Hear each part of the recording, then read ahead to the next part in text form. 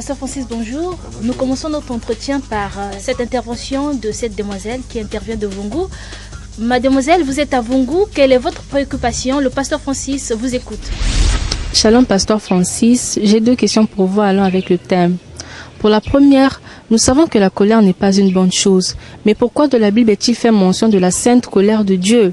Et pour la deuxième, Éphésiens 4, verset 26 nous dit « Mettez-vous en colère et ne péchez pas. Que le soleil ne se couche pas sur votre irritation. » Mais comment se mettre en colère et ne pas pécher? Merci. Merci de votre question, pasteur Francis. Alors, je crois qu'on peut commencer par la première question posée par notre sœur. C'est que il est vrai que la colère n'est pas une bonne chose. De façon générale, la colère n'est pas une bonne chose. Mais nous ne pouvons pas généraliser sur un thème aussi grand. Nous devons savoir qu'il y a des cas particuliers dans toutes ces choses. La colère, certes, n'est pas une bonne chose, mais la colère aussi, sous certains rapports, est une bonne chose. La sainte colère, par exemple, consiste à faire que jaillisse le péché. Je suis en colère contre tout ce qui n'est pas en ordre. Je suis donc emporté contre tout ce qui ne correspond pas à ce que la parole de Dieu dit. Et la Bible donc utilise le terme rougir. Je rougis contre tout ce qui est contraire à la bienséance, tout ce qui est contraire à la morale, tout ce qui est contraire donc à la bonne conduite. Je rougis. Et donc le fait de rougir contre ce qui est mal, eh bien je suis en colère. Et comme ma colère est portée contre le mal, eh bien ça devient une sainte colère. Et Dieu est animé justement d'une colère de ce genre dans la mesure où lui, il est saint au départ, il est parfait en toutes choses, et donc sa colère est donc portée contre tout ce qui va à l'encontre de sa volonté établie dans la Bible. Lorsque la Bible dit que si vous vous mettez en colère, ne péchez pas, et bien justement parce qu'il y a cette différence au niveau des colères. Il y a donc une colère qui me permet donc d'être fâché, d'être vexé contre ce qui est mal. Et bien cette colère-là ne fera pas que je pêche puisque je suis opposé à ce qui est mal. Mais entre-temps, si je suis plutôt fâché contre un bien-aimé, je suis fâché contre un frère, une soeur, un ami, un parent, je dois veiller à ce que je ne puisse pas m'emporter au point, par exemple, de lui porter main, au point, par exemple, de dire, écoutez, je ne veux plus lui adresser la parole et je me barricade dans mon coin. Donc, ce sont ces genres de choses que nous ne devrions donc pas faire. C'est pourquoi il est dit, lorsque vous mettez en colère, veillez à ce que cela ne nous amène pas à pécher. Mais est-ce bien d'entretenir la colère pendant plusieurs jours, plusieurs mois, ou bien même pendant plusieurs années? Ce n'est pas une bonne chose, justement. Mais si vous entretenez cette colère contre un péché, c'est tout à fait correct. Et c'est normal que vous puissiez être en colère tout le temps qu'il faut et tout le temps qu'il faudra contre un vice, contre une aberration, contre quelque chose qui est contre nature.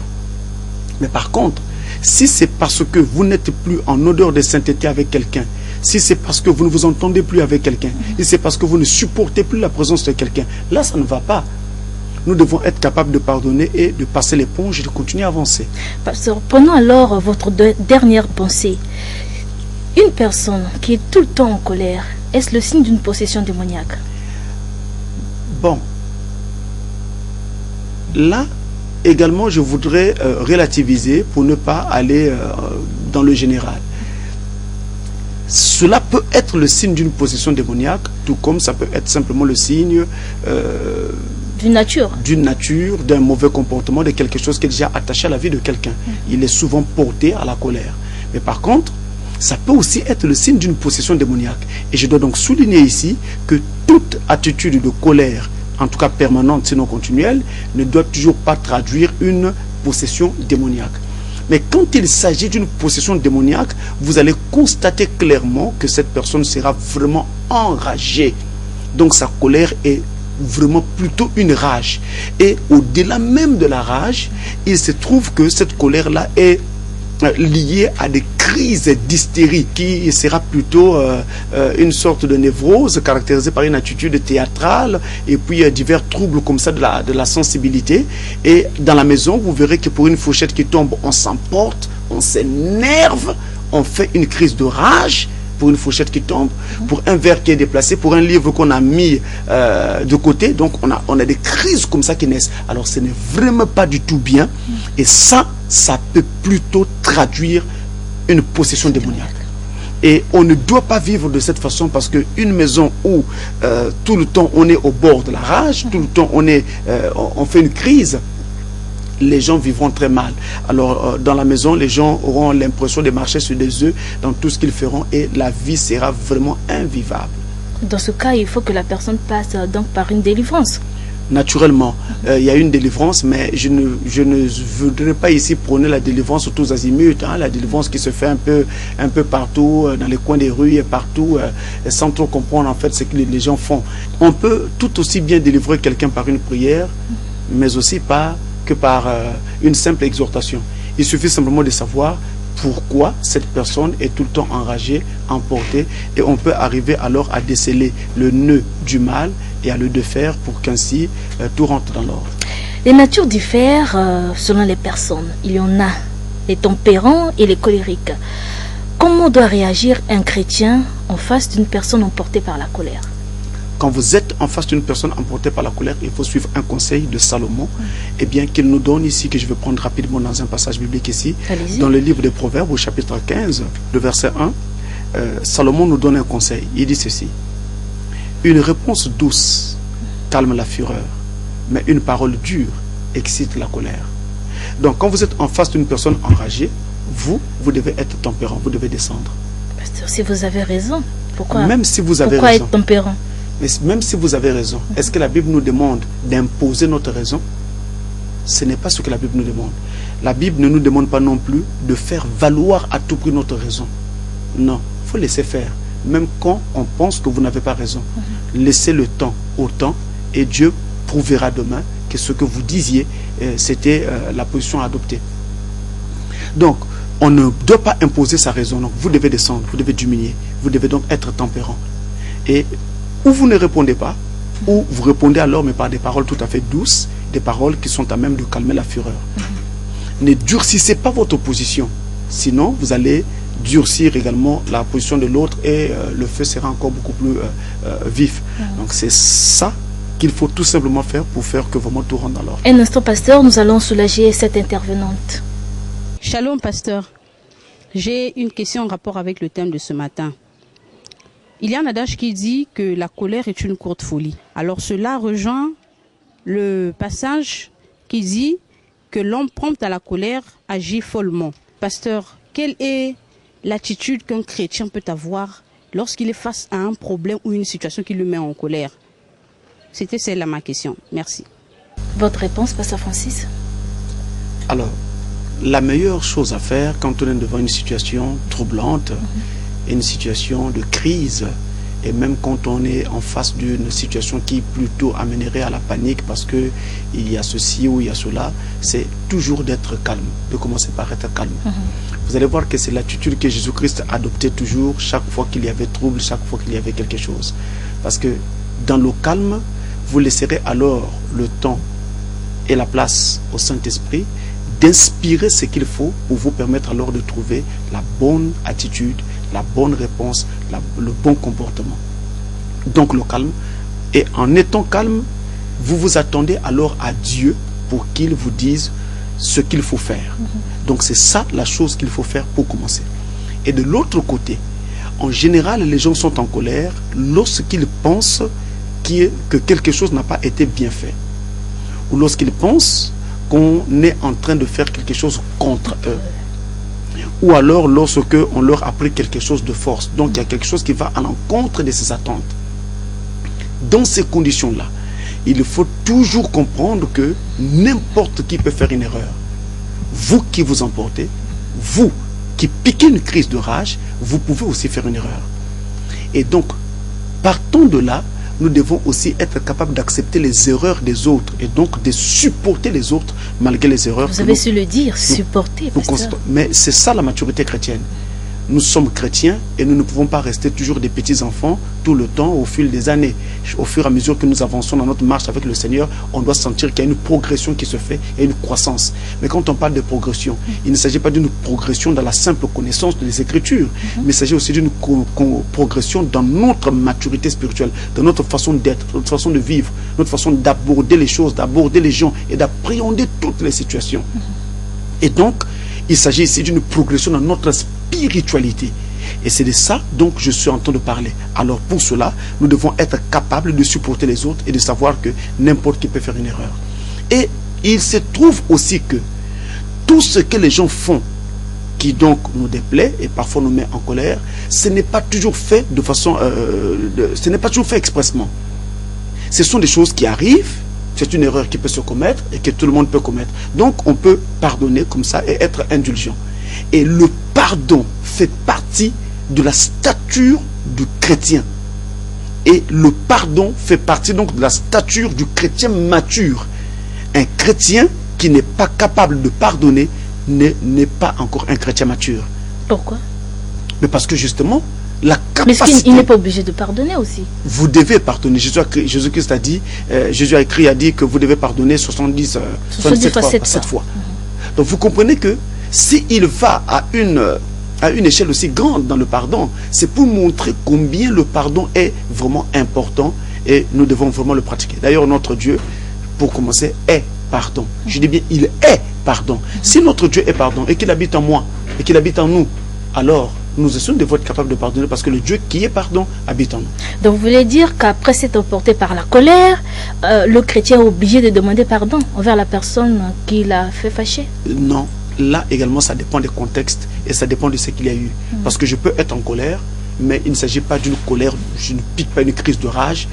J'ose simplement le temps pour faire valoir, je veux dire pour montrer que je ne suis pas d'accord, juste pour montrer que je ne veux pas que ça se fasse comme ceci. Je l'avais déjà dit, mais vous l'avez encore, vous avez refait la même erreur. J'ai juste changé de ton de la façon de parler. En changeant de ton, ça ne veut pas dire que je suis en colère.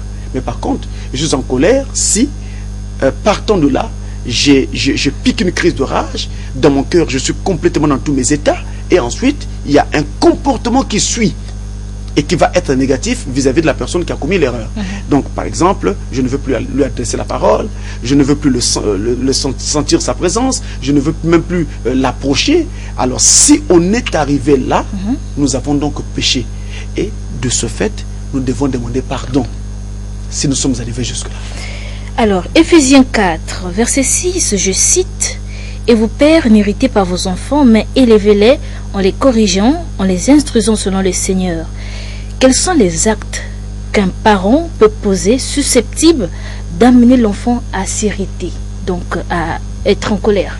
En tant que parents, nous devons aussi savoir que non seulement que nous avons un rôle qui est pour commencer autoritaire parce que nous sommes au-dessus de nos enfants, c'est nous qui les avons fait venir et c'est nous qui les conduisons ici-bas, mais nous avons aussi un rôle, c'est que nous devons également les accompagner en instruisant, en éduquant, tout ça c'est important, et aussi en corrigeant. Donc notre rôle vis-à-vis, en tant que parents vis-à-vis de nos enfants n'est pas seulement un rôle de correction, mais aussi un rôle d'éducation et d'instruction. Donc tout ça, ça va ensemble. Et pour ce faire, par moment, nous devons apprendre à parler à nos enfants tendrement.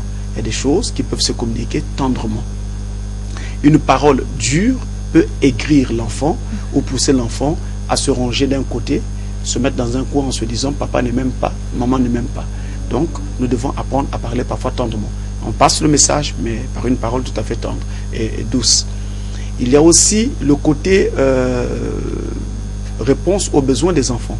L'enfant présente un besoin et papa dit toujours « on verra, on verra, on verra ». Ou alors il dit et répond carrément et sèchement « je ne veux rien savoir ». Alors vous voyez que ce n'est pas vraiment une réponse à donner à un enfant.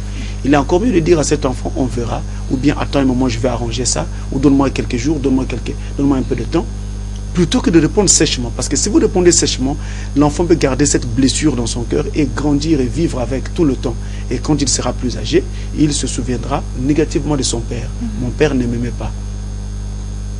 Parce qu'il se rappelle de ce jour où vous l'avez vraiment blessé en répondant sèchement à une demande qu'il présentait. Donc le papa a également le devoir de s'occuper de ses enfants, de pourvoir à leurs besoins. Et il est vrai qu'on n'a pas toujours l'argent, mais même quand on n'en a pas, on doit alors plutôt donner un rendez-vous. Laissez-moi quelques jours, je vais voir ça, et ainsi de suite. Plutôt que de répondre durement et sèchement, ce qui peut traduire un manque d'affection, un manque d'amour, et même plutôt un sentiment de rejet. Vous ne l'aimez pas, vous le rejetez. Donc, ce sont des choses qui peuvent donc mettre l'enfant en situation de colère vis-à-vis de son père. Et quand un enfant est en colère vis-à-vis de son père, parfois la colère n'est pas toujours extériorisée. Il garde cette colère tout au fond de lui. Une rancune. Voilà, ça devient maintenant une rancune. Il garde ça tout au fond de lui, il se met dans un coin et il ne parle pas. Il ne réagit pas. Il ne montre pas cette colère-là. Mais ça y est au-dedans de lui. Mais quand il sera plus âgé, il va l'extérioriser. Mais parce que ce n'est pas une bonne attitude. Étant enfant, vous avez quand même le droit de parler à votre papa et de lui dire que ses paroles bonne attitude, mais le premier responsable, c'est le père. Le premier responsable, c'est la mère. Donc nous devons ici faire en sorte que nous veillons à ne pas amener nos enfants dans des situations pareilles. Vous savez, dans les maisons, les enfants vivent parfois des situations dont ils n'osent même pas parler. Mais ils vivent ça au-dedans d'eux, ils gardent ça au-dedans d'eux. Et cela se fait quelquefois sentir à l'école. Le comportement, plutôt, le niveau scolaire de l'enfant baisse, parce que justement à la maison, il n'est plus à l'aise. Il est plutôt, on va même dire, il est plutôt rejeté. On va même aller jusqu'à dire, il est plutôt ostracisé, il est banni. Il ne reste plus qu'on lui dise que tu dois enlever le nom de la famille, quoi. Il y a des enfants qui sont comme ça. Donc, on ne peut même pas accepter qu'il dise un petit mot. Son avis ne compte même pas. Sa voix n'est pas acceptée au chapitre. C'est des situations comme ça que parfois les enfants vivent. Et ces enfants-là qui vivent de telles situations, c'est beaucoup plus dans les foyers recomposés que ces enfants vivent des situations pareilles. Foyer recomposé, c'est-à-dire le foyer où la première épouse qui était là était partie, il y a eu un divorce, une autre femme est venue dans ce ménage-là, alors les enfants ne se retrouvent plus dans de tels foyers. Il y a aussi les cas où la première épouse est décédée. Là, il y a une autre épouse qui est là. Alors, cette épouse-là, il est possible qu'elle ne prenne pas ses enfants-là comme ses propres enfants. Et on peut vivre donc des situations pareilles. Il y a ça. Il y a aussi des foyers où le papa est complètement absent. En tout cas, physiquement, il est là, il est présent. Mais en tout cas, il est absent en tout. Il ne contrôle pas comment vont les enfants, comment ils vivent. Ce n'est pas son affaire. Et c'est tout ça qui fait donc que vraiment les choses n'aillent pas pour certains de ces enfants. Alors nous sommes presque arrivés au terme de notre émission, mais je ne peux pas m'en passer de cette question et ce sera la dernière. Comment faire pour échapper à la colère de Dieu quand il frappera le monde? En tout cas, c'est très simple. Il suffit tout simplement d'accepter le Seigneur Jésus-Christ maintenant comme votre sauveur personnel, de vous faire baptiser en prenant votre baptême dans l'eau et ensuite de recevoir le baptême du Saint-Esprit. En d'autres termes, vous avez tout simplement besoin de naître de nouveau. C'est tout. Pasteur Francis, merci. C'est bon.